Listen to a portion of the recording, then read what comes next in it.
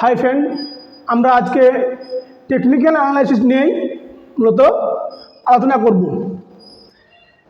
Technical অ্যানালাইসিসটা বাস্তবে কি এবং কিভাবে এই টেকনিক্যাল অ্যানালাইসিস করতে হয়, টেকনিক্যাল অ্যানালাইসিসের বিষয়বস্তু কি, কোন কোন বিষয়ের উপর ভিত্তি করে আমরা টেকনিক্যাল অ্যানালাইসিস করব, সেগুলো নিয়ে আমি চেষ্টা করেছি যতটা পারা যায় সহজ করার এবং সরল করার। আপনাদের জন্য টেকনিক্যাল অ্যানালাইসিস বিষয়টাকে আমি আমার মতো করে চেষ্টা করেছি সহজ করার।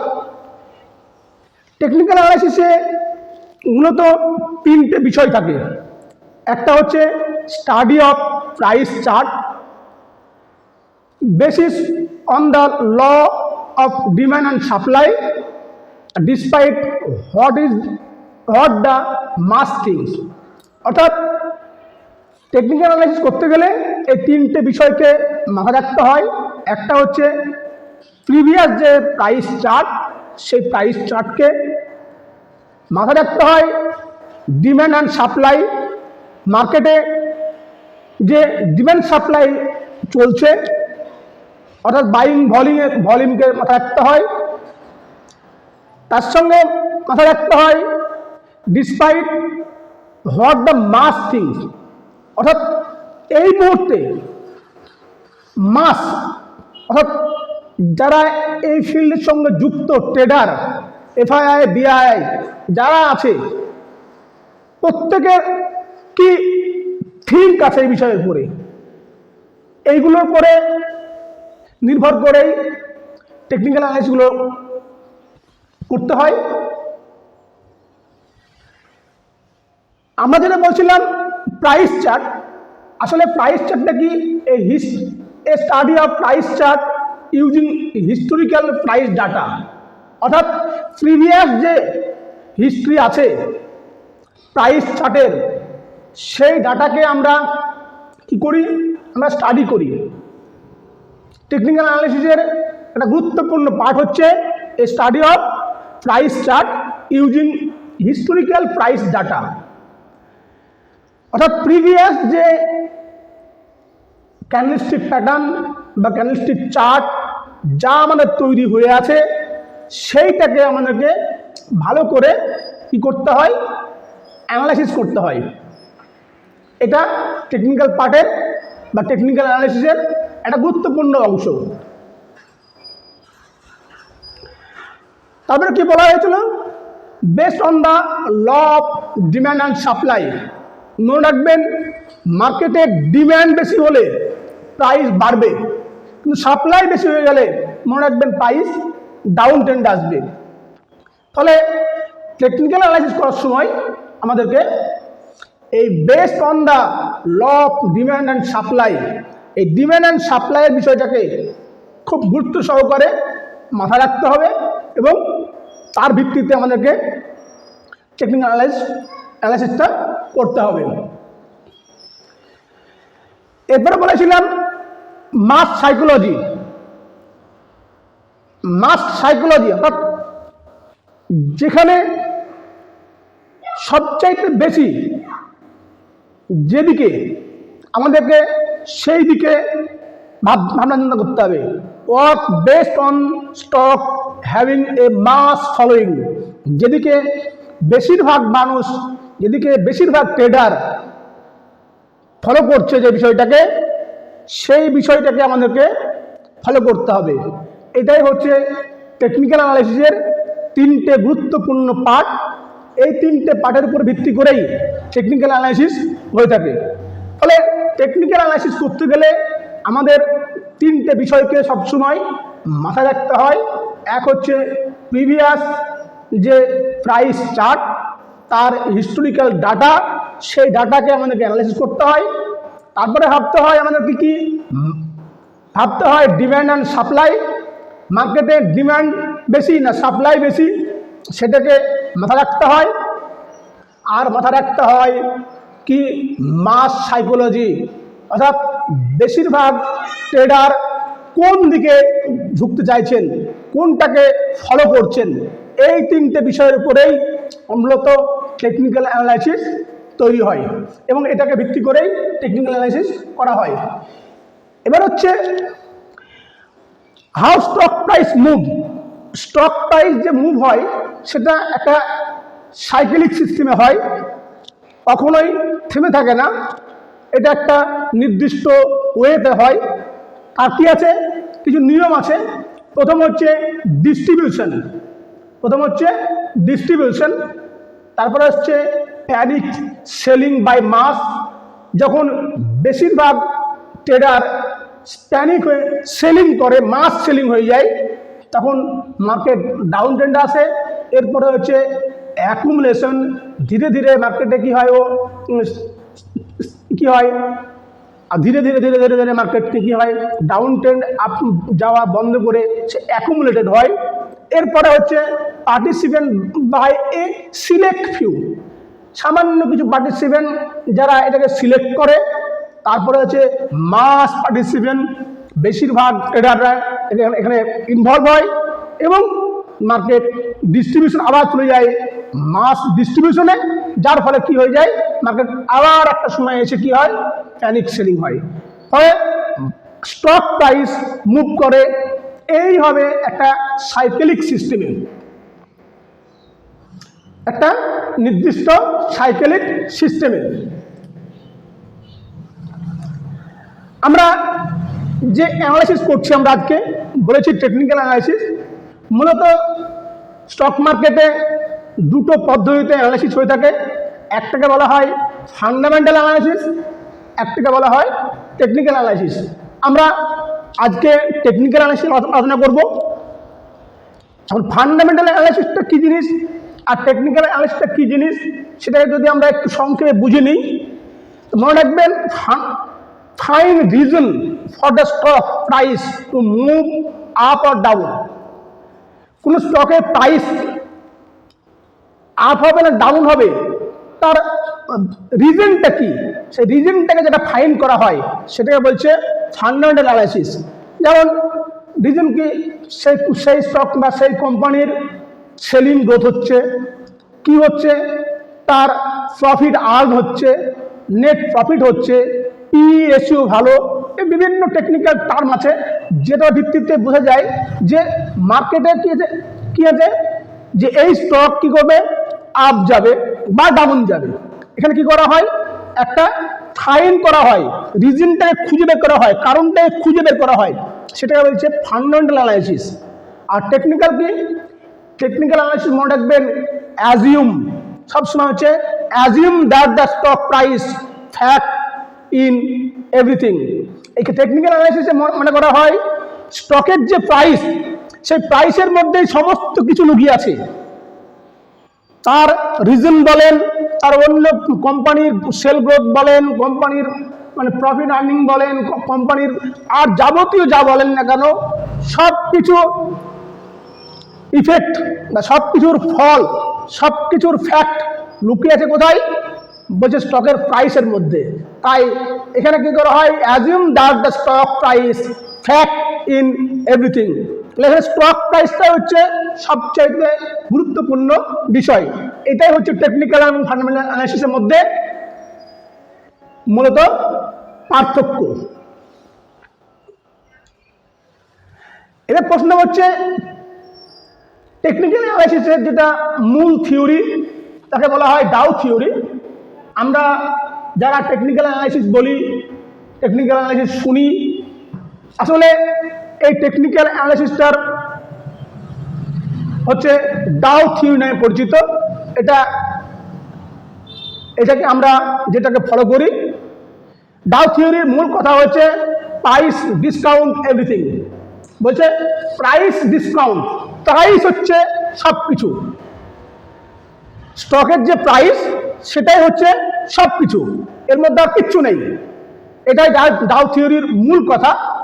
এখানে হচ্ছে বাই অন ইনফো, আমরা প্রাইসের যে ইনফরমেশন তার ভিত্তিতে বাই করি। সেলিং অন নিউজ, আমরা নিউজের ভিত্তিতে সেল করি। এটা হচ্ছে ডাউ থিওরির মূল কথা, টেকনিক্যাল অ্যানালাইসিসের একটা গুরুত্বপূর্ণ পার্ট এটা।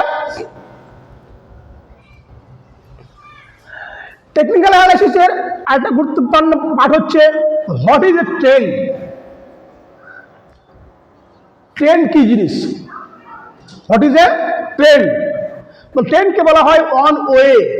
ট্রেন্ড ওয়ান ওয়ে, একটা নির্দিষ্ট দিকে ট্রেন্ড যায়। Direction in which the market move. এই direction in which the market move, market যেদিকে মুভ করছে সেটাকে বলছে ট্রেন্ড। মার্কেট যে দিকে, যে ওয়ে, ওয়ান ওয়ে মুভ করছে, সেই মুভটাকে বলা হয় অ্যাকচুয়ালি ট্রেন্ড। ট্রেন্ড আর অন্য কিচ্ছু নয়। এরপর হচ্ছে এই trend in terms of direction.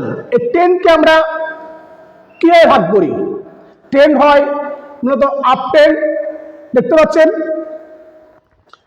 In terms of direction. Lower কি বলছে? Higher top and higher bottom, দেখতে পাচ্ছেন কি হয়েছে? এই যে বটম সেটা হায়ার হয়েছে, হায়ার বটম, লো লো লো লো, দেখছেন?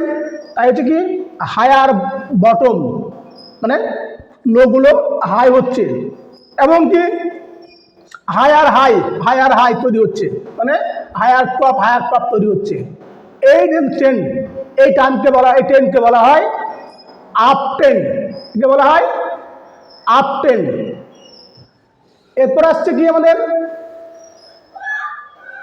এরপর আসছে ডাউন ট্রেন্ড। দেখতে পাচ্ছেন lower bottom and lower top, দেখছেন টপ গুলো হচ্ছেন top top top top, high হাইগুলো কি দেখুন ধীরে ধীরে ধীরে ধীরে কমছে, নিচের দিকে আসছে। লো গুলো এখন লো লো লো লো, তার লো গুলোও নিচের দিকে আসছে। এই যে ট্রেন্ড, এই ট্রেন্ডটাকে বলা হয় ডাউন ট্রেন্ড। মনে রাখবে ট্রেন্ড একটা ডাইরেকশন, ট্রেন্ড হচ্ছে এক ধরনের ডাইরেকশন ইন টার্মস অফ কি, ট্রেন্ড কি এক ধরনের ইন টার্মস অফ ডাইরেকশন। আর কি আছে? Sideways moving, moving within a short band. একটা নির্দিষ্ট ব্যান্ডের মধ্যে দেখুন, নির্দিষ্ট ব্যান্ডের মধ্যে সে up down up down up down up down করছে, moving within a short band. এইটাকে বলা হয় sideways direction in terms of trend, sideways trend. এই তিন ধরনের মূলত ট্রেন্ড আমরা দেখতে পাই, up trend, down trend and sideways. Technical অ্যানালাইসিসের যে গুরুত্বপূর্ণ পার্ট, এগুলো সব পার্ট একটা একটা করে, কারণ এগুলোই ভালো করে বুঝতে না শিখলে, না বুঝতে পারলে কখনোই টেকনিক্যাল অ্যানালাইসিস করতে পারবেন না স্টকের ক্ষেত্রে। তাহলে আমি মনে করি টেকনিক্যাল অ্যানালাইসিস করার জন্য এই টার্মগুলোকে ভালো করে আমাদের জেনে নিতে হবে। এরপরে আসছে আমাদের trend, A trend in motion continue. মনে রাখবেন ট্রেন্ড সবসময় একটা মোশনকে কন্টিনিউস করে। কেউ যদি সিঁড়ির উপর থেকে পড়তে শুরু করে, মনে রাখবেন সে নিচে না আসা পর্যন্ত থামবে না, কিন্তু সিঁড়ির নিচ পর্যন্ত না আসা পর্যন্ত সে থেমে যাবে না। তাই বলা হচ্ছে a trend in motion continue. আর ট্রেন্ড একটা নির্দিষ্ট মোশনকে কন্টিনিউ করে, মোশনকে টিল ডিফাইন সিগন্যাল ইমার্জ। যতক্ষণ পর্যন্ত সে লাস্ট পর্যন্ত না আসছে তখন পর্যন্ত কি হয়, এই ট্রেন্ড একটা মোশনে চলতে থাকে, সে আপ ট্রেন্ড হোক আর ডাউন ট্রেন্ড হোক।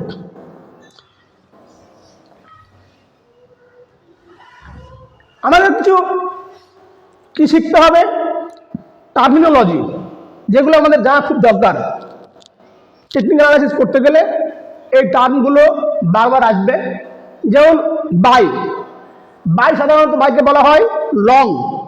মনে রাখবেন এখানে যে টার্মগুলো ইউজ হয়, বিভিন্ন টার্ম ইউজ হয়, তার মধ্যে এটা একটা গুরুত্বপূর্ণ টার্ম হচ্ছে বাই, মানে হচ্ছে long.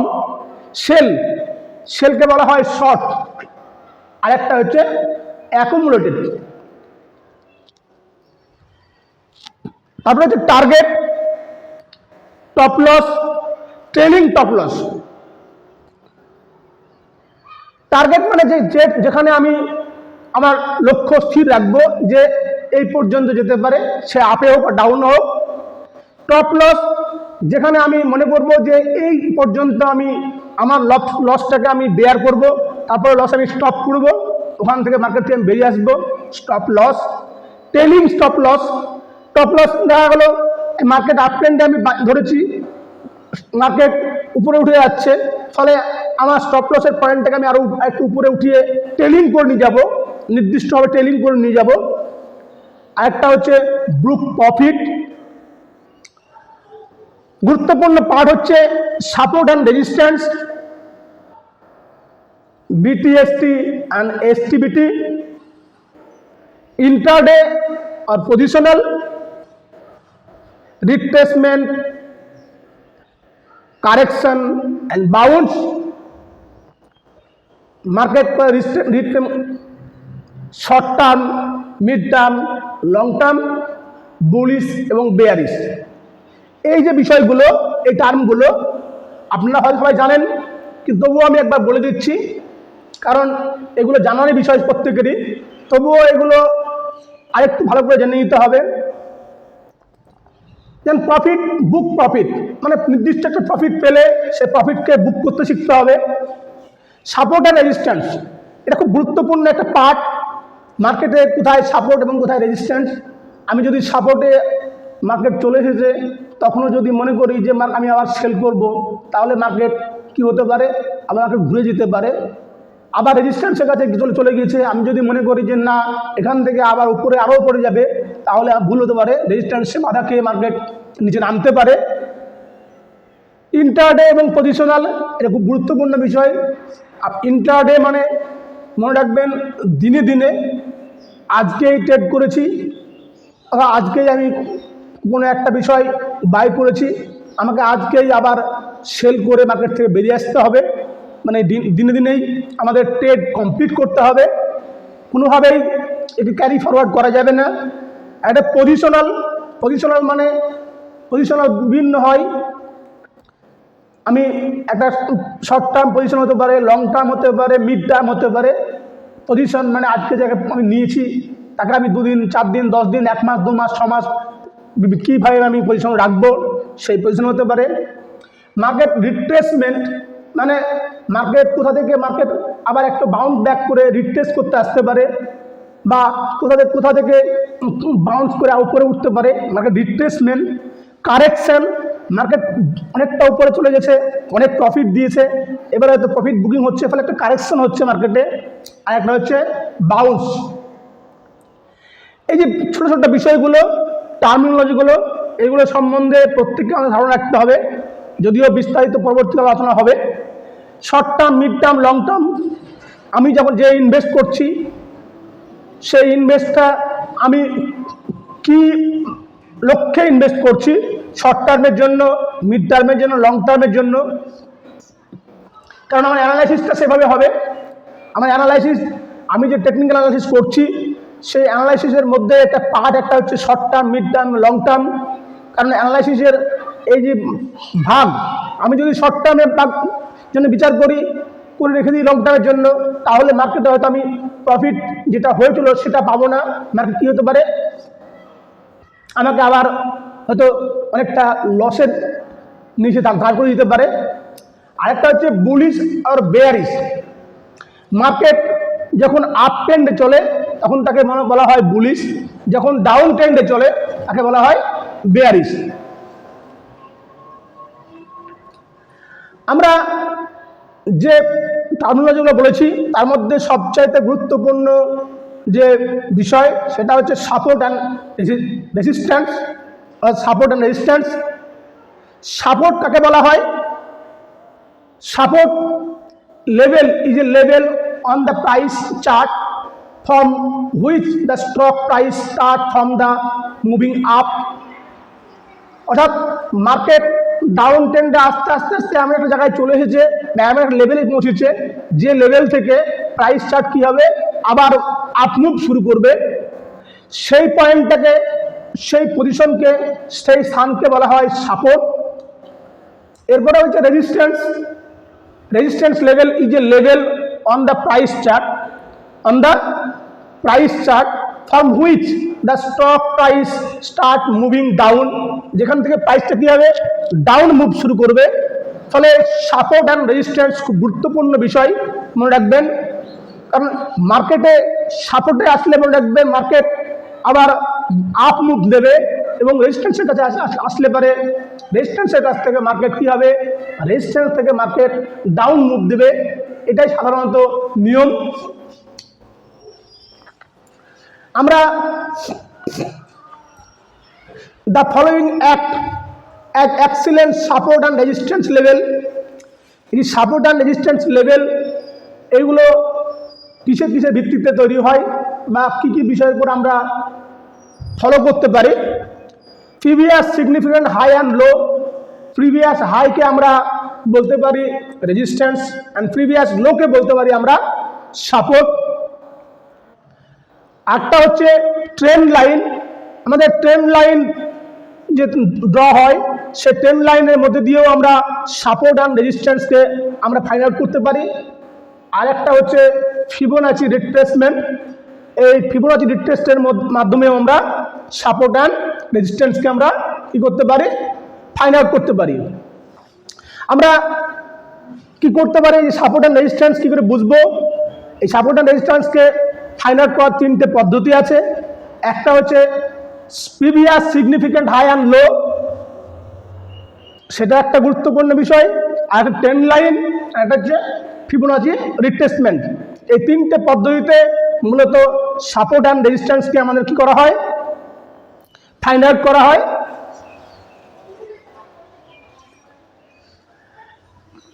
Trend line continue pattern show continuation of A trend.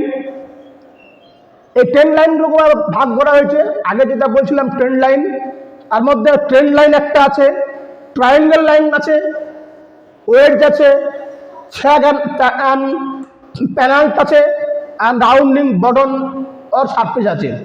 অর্থাৎ এই পাঁচটা বিষয়ের উপরে মনে রাখবেন, পাঁচটা বিষয়কে কেন্দ্র করেই আমাদের সাপোর্ট অ্যান্ড রেজিস্ট্যান্সের ভিত্তিতে মার্কেটে যে প্যাটার্ন এগুলোকে ফলো করা হয়।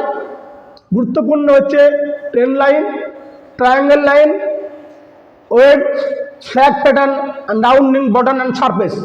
যদিও আমি এগুলোর বাস্তব উদাহরণ দেখিয়ে দেবো, দেখতে পাবেন পরবর্তী সময়ে দেখাচ্ছি আমি একটা একটা করে। আপনারা ভালো করে ফলো করে থাকুন, কারণ এই বিষয়গুলো যদি আমরা আয়ত্ত করতে না পারি, ভালো করে বুঝতে না পারি, তাহলে আমাদের কি হবে, যে টেকনিক্যাল অ্যানালাইসিস, সেই টেকনিক্যাল অ্যানালাইসিস আপনি ভালো করতে পারবেন না। ফলে অনেকেই প্রশ্ন করে, অনেকেই বলে, অনেক কাজ শুনেছি আমরা, যে আমি মার্কেটে যে এন্ট্রি নিলাম মার্কেট ডাউন ট্রেন্ড শুরু হয়ে গেল, আমি যে এন্ট্রি নিলাম মার্কেট ডাউন ট্রেন্ড থেকে আপ ট্রেন্ড শুরু হয়ে গেল, আমাকে প্রফিটের জায়গায় আমাকে লসে চলে আসলো, আমার স্টপ লস হিট হয়ে গেল। মূলত হচ্ছে এই যে trend line, triangle line, ওয়েড, flag pattern, rounding bottom, আপনার সাপোর্ট অ্যান্ড রেজিস্ট্যান্স, যে বিষয়গুলোকে টেকনিক্যাল অ্যানালাইসিসের সঙ্গে মূল যে থিম এগুলোকে জানতে হবে। তার সঙ্গে যে মূল তিনটে বিষয় প্রথমে বলেছিলাম আমি, এক হচ্ছে প্রথম পার্ট হচ্ছে আমাদের কি প্রিভিয়াস ডাটা। এই প্রিভিয়াস ডাটার মধ্যেই এইগুলো সব পড়ছে। আরেকটা বলেছিলাম মাস সাইকোলজি, আরেকটা বলেছিলাম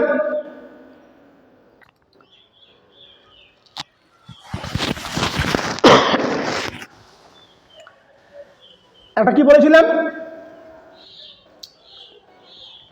আমরা, একটা বলেছিলাম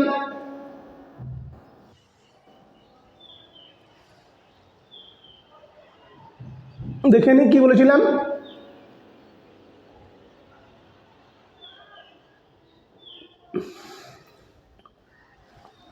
law demand and supply, demand and supply যেটা বলেছিলাম প্রথমেই আমরা, যে price chart, demand and supply আর মাস থিংস অর্থাৎ মাস সাইকোলজি, এই তিনটে বিষয়ের পড়ছে। এই তিনটে বিষয়কে আপনাকে আয়ত্ত করতে গেলে এই বিষয়গুলোকে ভালো করে জানতে হবে, কারণ এই তিনটে বিষয়ের মধ্যেই এগুলো সবই আছে।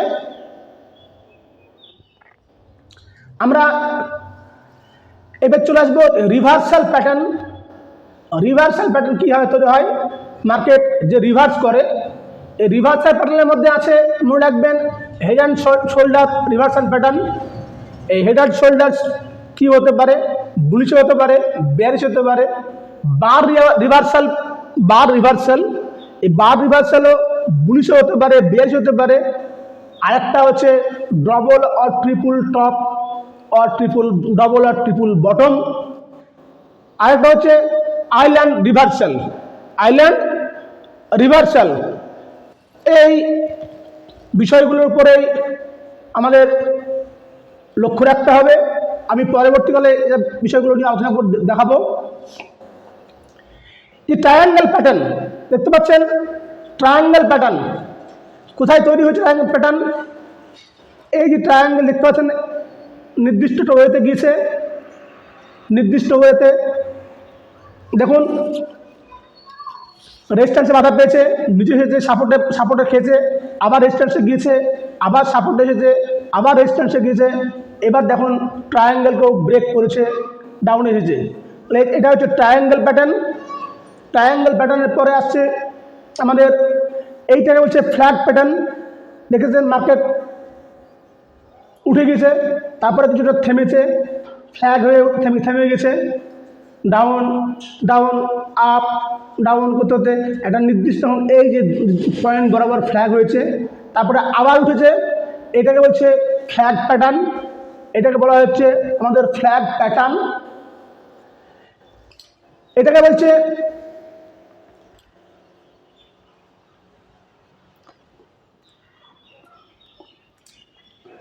ওয়েডস প্যাটার্ন। ওয়েডস প্যাটার্নটা দেখতে পাচ্ছেন, এটা ওয়েডস প্যাটার্ন, এটাকে বলা হয় ওয়েডস প্যাটার্ন। আপ মুভ এখানে থেমে গেছে, ডাউন এসেছে, আবার উঠেছে, আপে ডাউন এসেছে, আবার উঠেছে, একটু ডাউন এসেছে, নিচে নেমে চলে এসেছে, এসে তখন আবার এই যে লেভেল বরাবর এর নিচে এই যে আপনার বটম ছিল, সে বটমের নিচে সে দাঁড়িয়ে গিয়েছে, গিয়ে উঠছে, পরবর্তী আবার সে নেমে আসবে। এটা হচ্ছে ওয়েডস প্যাটার্ন।